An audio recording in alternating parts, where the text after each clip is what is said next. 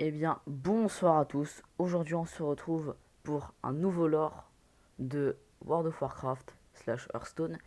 Même si aujourd'hui, on va s'intéresser à, plusieurs créatures qui ne sont pas dans Hearthstone, mais qui ont été créées à partir d'un personnage en particulier qui est présent en deux cartes sur Hearthstone. Là, je parle de Yasharaj, le DTA le plus puissant. Donc, voici la carte de Kalimdor avant, donc le seul et unique continent d'Azeroth. Et le terrain, on peut voir les terrains contrôlés par les différents DTA et seigneurs élémentaires. Donc très clairement, on peut voir que les seigneurs élémentaires avaient beaucoup moins d'ampleur que les DTA. Donc déjà Alakir, seigneur du vent, Ragnaros, seigneur du feu, Terrazan, la terre-mère, ou seigneur de la terre si vous préférez, mais on dit pas ça, et Neptulon, seigneur de l'eau, qui a un autre titre, il me semble, mais bref, on s'en fiche. On peut voir qu'ils ont beaucoup moins d'ampleur comparé à Yogg-Saron, Enzoth, Ktun et Yasharaj, qui eux sont des DTA. Et Yasharaj est le plus, le plus puissant, comme je l'ai dit précédemment, et c'est également celui qui a le plus d'ampleur. Sauf que leur objectif était d'enfoncer leur tentacule le plus profond dans Azeroth pour corrompre la monde et du coup corrompre Azeroth. Bien sûr, les titans, ceux qui ont façonné Azeroth, s'en sont rendus compte. Ils ont alors créé les forgés par les titans.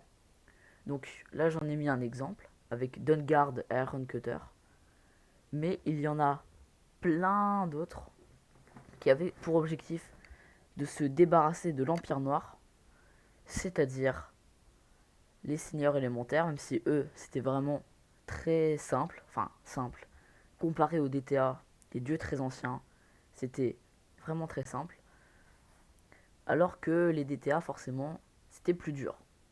Et les titans ont constaté que c'était très lent, et que les DTA auraient pu avoir le temps de corrompre la monde. Alors Amantul, le plus grand, le chef des titans, décida de prendre Yasharaj et de l'arracher de la terre. Sauf que il était enfoncé très profondément dans Azeroth. Du coup, cela n'était pas sans conséquence, car cela a un peu dévasté Azeroth. Et s'ils auraient fait pareil avec les 4 dieux, bah ça aurait détruit Azeroth carrément. Car Yasharaj était celui qui était enfoncé le plus profond. Mais personne, aucun des DTA, n'a réussi quand même à aller jusqu'à la monde pour corrompre Azeroth. Sauf que quand Yasharaj a été tué, a été battu, ses restes, c'est-à-dire son cœur et tout ce qu'il avait, a quand même ça a été se déverser sur le continent d'Azeroth.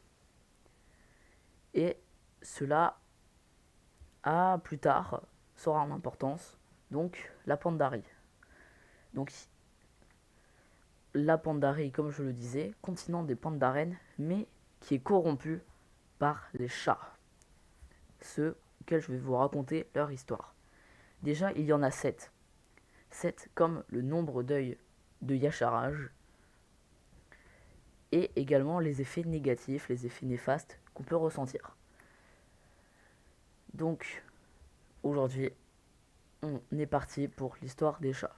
Premièrement, je vais vous donner leur localisation, le sentiment qu'ils éprouvent, bref. Premièrement, nous pouvons retrouver le chat du doute dans le temple du serpent de Jade, un donjon situé dans la forêt de Jade, à l'est de la Pandarie. Donc, comme son nom l'indique, c'est le doute. Il, il met le doute aux gens qui sont corrompus.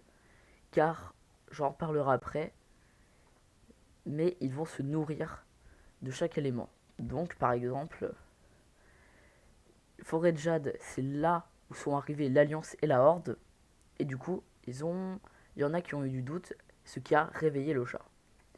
Ensuite, nous avons le chat de la colère, qui celui-ci est un World Boss, donc un boss très dur qu'on trouve dans la nature, au sommet de Kunlai. Donc lui c'est la colère, je vais pas vous apprendre ce que c'est.